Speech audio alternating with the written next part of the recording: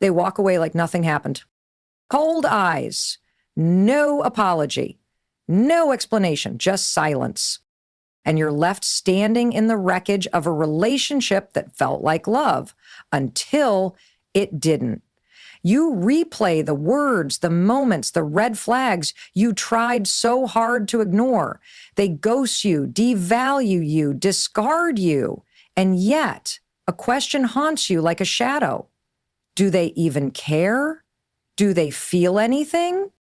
You see, narcissists are experts in emotional disguise. They perfect the art of pretending.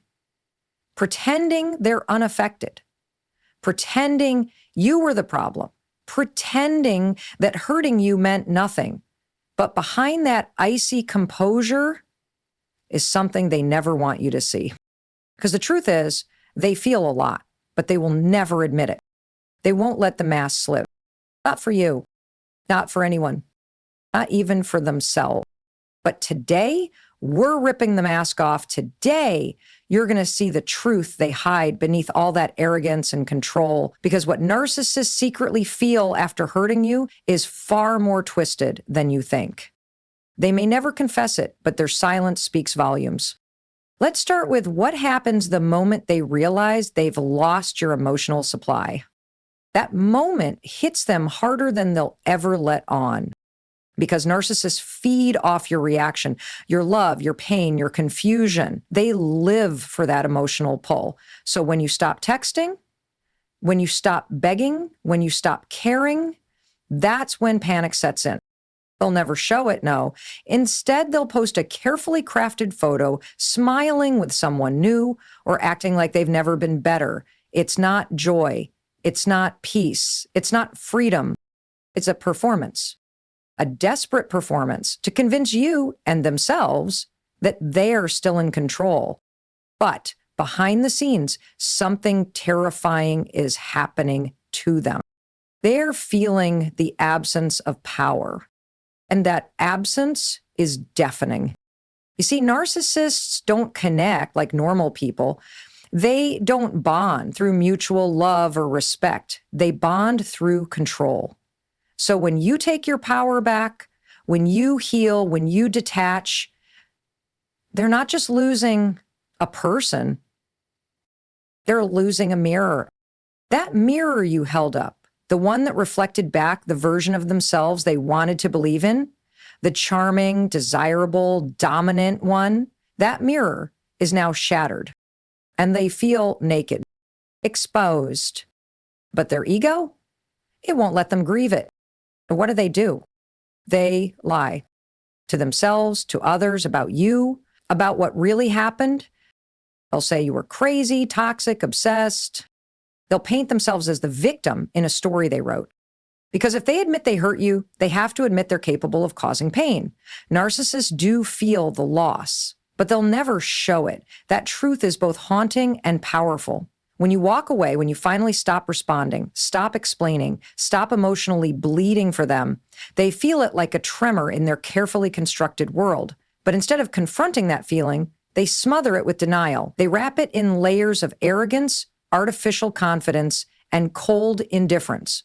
It's not that they're unbothered. It's that they're too emotionally terrified and egoically fragile to admit just how deeply disturbed they actually are by your absence.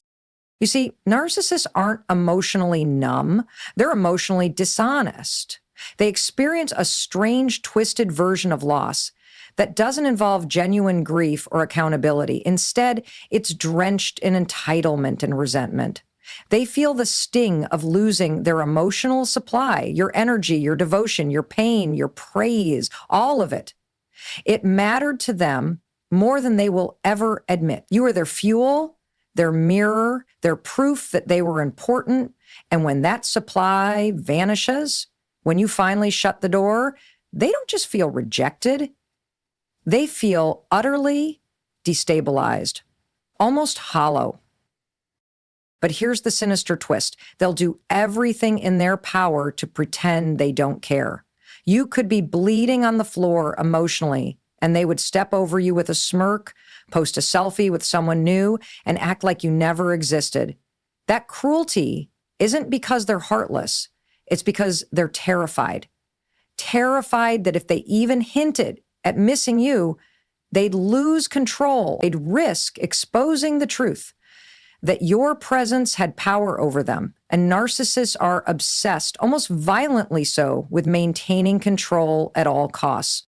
They will play roles with uncanny precision, laugh loudly, pose romantically, boast confidently. But it's all theater, a carefully choreographed, emotionally detached performance. Every post, every story, every public appearance is rehearsed to send one toxic message: I'm better without you. And yet behind that brittle mask, they're wondering. They're waiting to see if you'll break. Because if you actually heal, they start to unravel silently and secretly. The loss they feel is not just about affection. It's about identity. When you were in their life, they had power, influence, a sense of superiority. They basked in the glow of your attention, your loyalty, your suffering. When you withdraw that, it creates an aching, gaping hole in their sense of control. But their pride, their enormously inflated, delusionally fragile pride, won't allow them to admit that. Instead, they double down. They become colder, harsher, more distant. Not because they feel nothing, but because they feel too much and don't know what to do with it. In private moments, narcissists don't reflect the way you might. They don't cry from a place of love or regret. They spiral into anger, into self-pity, into blaming the world for their emptiness. And yet, you are still there in their mind, vividly, painfully, relentlessly. They think of what you did for them, how you adored them, how you supported them when no one else did. And in those moments, they feel the loss like a ghost they can't shake, a whisper they can't silence. But they'll never call. They'll never say the words. They'll never admit you mattered, because doing so would mean admitting they're human. And for a narcissist, that is the one thing they are utterly, absolutely, and desperately afraid of. They miss the control, not the connection. That's the harsh reality when you're dealing with a narcissist. After the dust settles, after the shouting, the silent treatments, the gaslighting, and the heartbreak, what lingers in them is not sorrow for the bond they destroyed, but the unsettling absence of power. They don't sit in silence missing your soul. They miss the feeling of dominance they had when they could predict your every move, manipulate your emotions, and watch you twist yourself into knots just to prove your love. What they crave isn't closeness, it's control. From the very beginning, narcissists study you. They observe what makes you light up and what makes you fall apart. They remember the stories you tell, the insecurities you share, the moments when your guard drops. But they don't hold that knowledge with care. They use it like ammunition. Every compliment, every kind gesture, every apology is a calculated move designed to pull you closer and weaken your boundaries. You think it's connection, you think it's intimacy, but for them it's strategy. It's about how much control they can gain and how tightly they can hold it. So when you finally walk away or emotionally detach, they don't sit back and reflect on what they lost in you as a person. They fixate on the fact that they no longer get to dictate your emotions. They no longer have access to your heart, your tears, your praise, or your confusion. And that drives them mad. Because narcissists don't seek love to give it, they seek love to use it, to feed their ego, to validate their worth, to affirm a fantasy version of themselves that only exists through your admiration. You were never just a partner to them. You were an emotional puppet. And when you cut the strings, when you stop reacting, when you begin healing and finding peace without them, they feel powerless. Not because they loved you the way you loved them, but because they've lost their hold over someone who once made them feel godlike. That's the wound they carry. Not a broken heart, but a broken illusion of superiority. They might try to come back, not out of love, but out of desperation to regain control. They'll test your boundaries, fake an apology, or suddenly mirror your desires again. But it's not growth, it's bait. Because deep down, they're not thinking about how they hurt you. They're thinking about how to regain influence over you. They miss the comfort of knowing they could say something cruel and watch your spirit shrink. They miss how easily they could ignite jealousy, fear, or guilt in you. They miss the rush of knowing you cared more than they ever did. That's why your silence is so powerful. Your healing, your indifference, your refusal to be pulled back into their web, it strips them of the one thing they value most, control. And that absence, that emptiness where their dominance used to be, that's what haunts them. Because narcissists are addicted to power, not people. They want to own emotions, not share them. They want to be worshiped, not understood. So yes, they miss you, but not in the way you think. They miss the version of themselves you allowed them to be. They miss the illusion. They miss being the center of your world. And when you take that away, they don't feel heartbreak. They feel rage. They feel panic. They feel powerless. But they will never call it what it is. They will never say, I miss the control I had over you. Because that would mean facing the truth. And truth is something a narcissist will always hide from, especially when it means admitting you took your power back. The guilt is rooted in ego, not empathy. That's a truth many struggle to accept when trying to make sense of a narcissist's behavior. You want to believe they feel bad for what they did to you, for the lies, the manipulation, the emotional roller coasters. You want to believe that somewhere inside them, there's a conscience that flinches at the pain they caused. But what narcissists feel after hurting you isn't true guilt. It's not that deep, soul-searching regret that leads to change. It's a shallow, self-centered response that only surfaces because their ego took a hit, not because they wounded your heart. Guilt, for a healthy person, is tied to empathy. When you hurt someone you care about, you feel their pain, you imagine how they must be feeling. It stings not because you were caught or exposed, but because you see the consequences of your actions through their eyes. You want to make things right. But narcissists don't operate like that. They don't process guilt through emotional accountability. They process it through ego survival. So when a narcissist feels guilt, what they're really feeling is shame that they might look bad, fear that they might be seen differently, panic that they might lose their grip on the narrative. They don't regret hurting you. They regret the fallout. They regret being exposed. They regret losing control. That's not empathy, it's self-preservation. This is why they're so quick to rewrite history. They'll twist the truth, minimize their actions, or even claim that you were the one who hurt them. It's not because they genuinely believe the lies. They just refuse to accept blame. Blame in their world is weakness.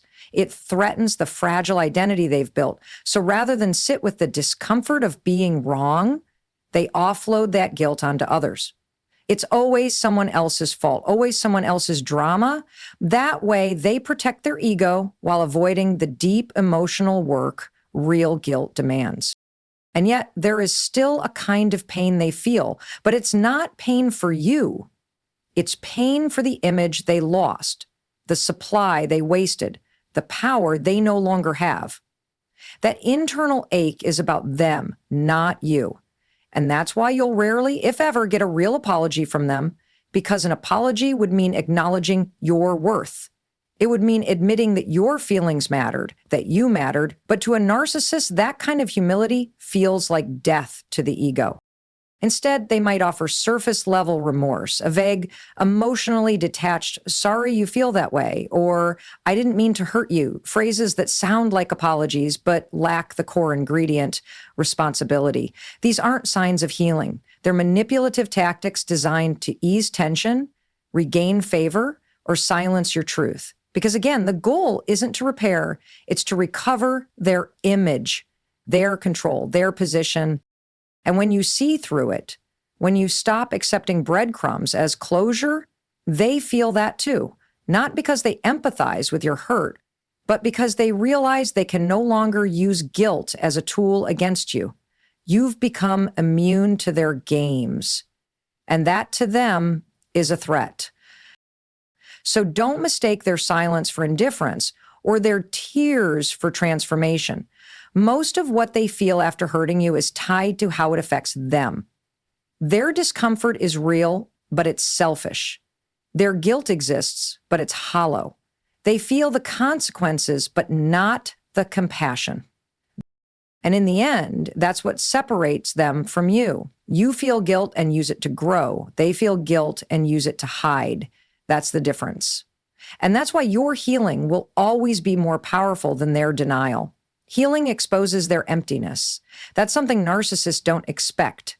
When they hurt you, discard you, or walk away without closure, they expect you to fall apart.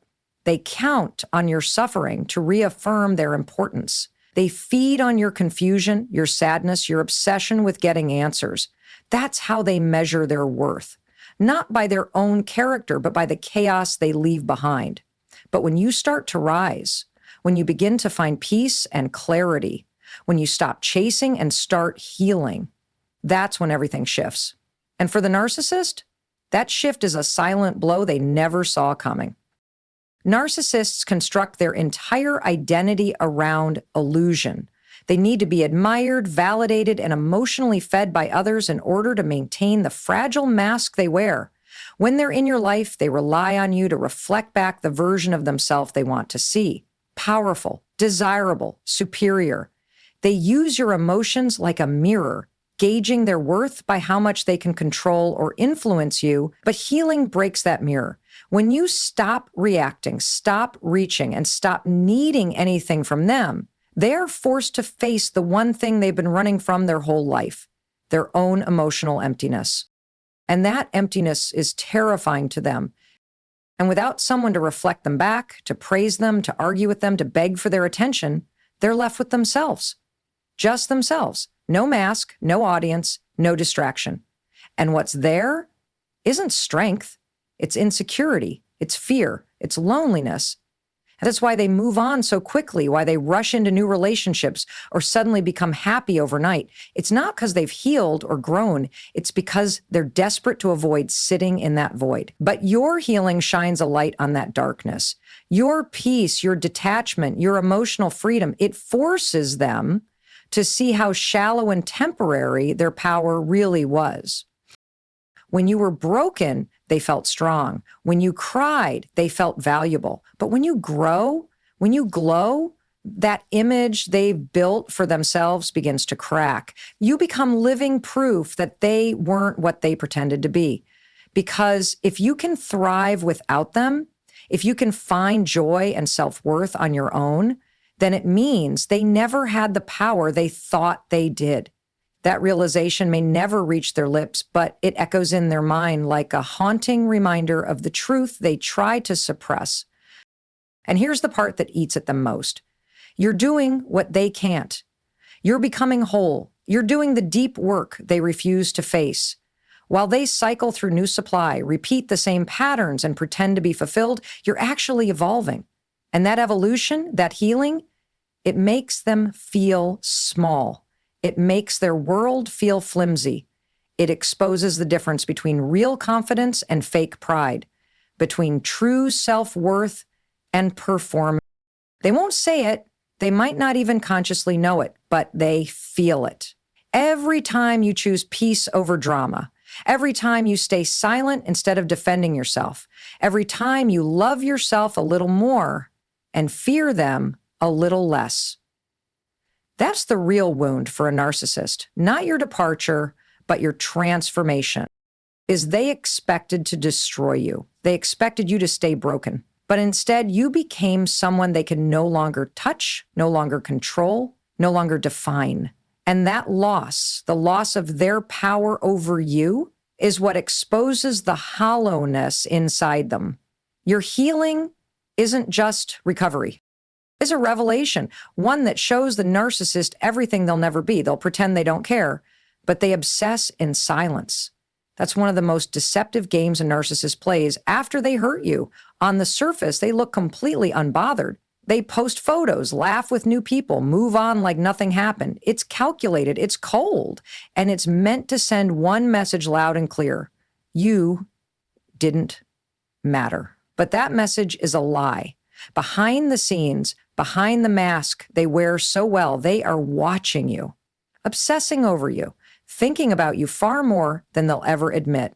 Because the truth is, narcissists don't just move on. They monitor, they compare, they wonder. The reason they don't show it isn't because they feel nothing. It's because they're addicted to looking like they've won.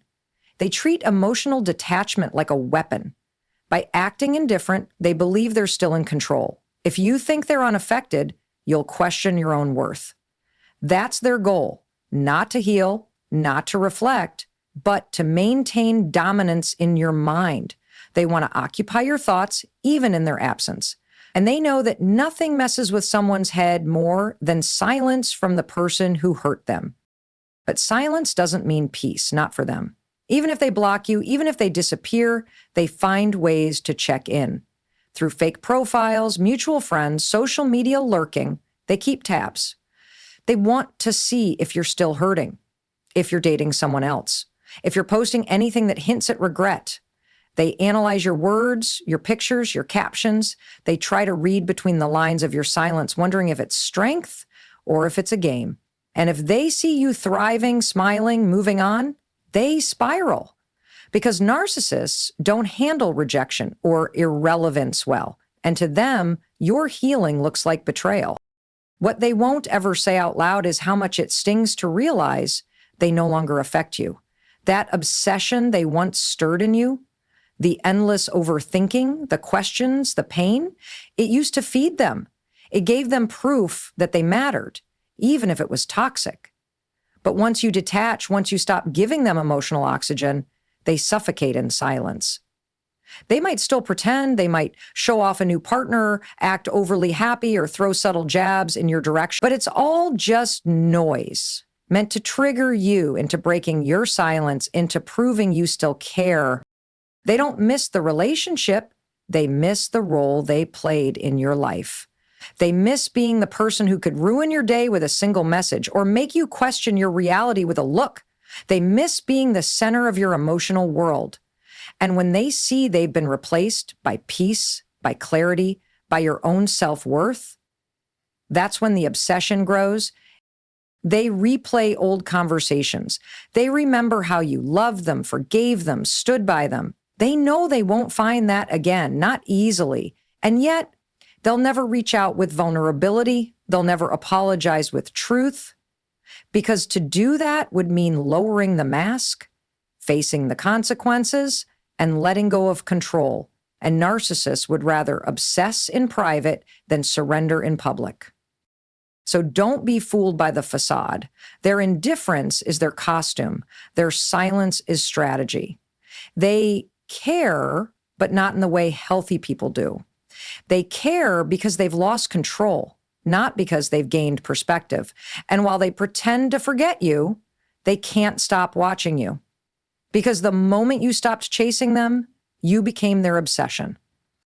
Not out of love, but out of loss. Not because you're replaceable, but because they know they never truly deserved you. Your detachment is their worst fear. Narcissists thrive on emotional control. They need to know that you're still thinking about them, still affected by them, still wrapped in the chaos they created. Whether you love them or hate them doesn't matter. As long as you feel something for them, they believe they still own space in your mind. That's how they maintain power. But the moment you detach, the moment your emotions go quiet, your mind grows clear and your heart no longer aches for them, that's when the ground beneath them begins to crumble. Because nothing terrifies a narcissist more than losing their grip on your emotions. They're not afraid of you moving on physically. They're afraid of you moving on emotionally. That internal shift, that quiet freedom, that sudden refusal to play their game, it sends a message louder than any confrontation ever could. You no longer matter here. And for someone who feeds on relevance and control, that's devastating. Narcissists depend on the belief that they are unforgettable, irreplaceable, unmatched. Your detachment shatters that illusion. At first, they might mock it, pretend they don't care, even laugh at your coldness, but they feel it deeply. Because when you detach, You stop explaining yourself. You stop reacting to their provocations. You stop needing closure, validation, or revenge. And that silence, that emotional withdrawal, it feels like abandonment to them. Not because they loved you in the way you deserved, but because they hate losing their audience. You were the mirror they used to see the version of themselves they wanted to believe in. When you walk away from that role, they're forced to confront their reflection without a filter, and it terrifies them. They might try to reel you back in, suddenly appear as if they've changed. They may act remorseful, nostalgic, or even spiritual, but it's not about reconnection. It's about regaining access. They want back in, not because they miss your heart, but because they miss your emotional availability. They miss being able to affect you. Your tears once confirmed their importance. Your anger once gave them control. Your attention once made them feel powerful. Without those things, they feel small, irrelevant, forgotten.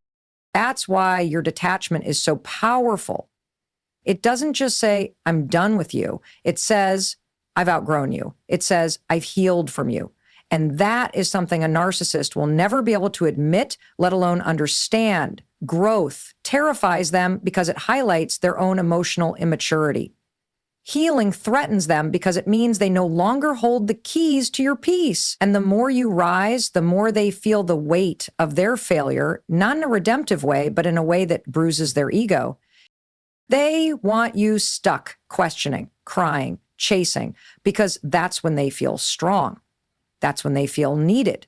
But when you choose detachment, when your silence is no longer filled with pain, but peace, they lose. And not just in the relationship, they lose the fantasy of who they thought they were to you. They lose the power they had over your mind, your heart, your identity. And even though they'll never say it, even though they'll mock it or minimize it, your detachment leaves an echo, a mark, a silence they can't fill with anyone else, because no one else will ever give them what you gave. No one else will ever care like you did. And they know it. So they sit in their illusion, pretending you never mattered, while secretly haunted by the truth. You detached, you won. And that's something their ego will never recover from.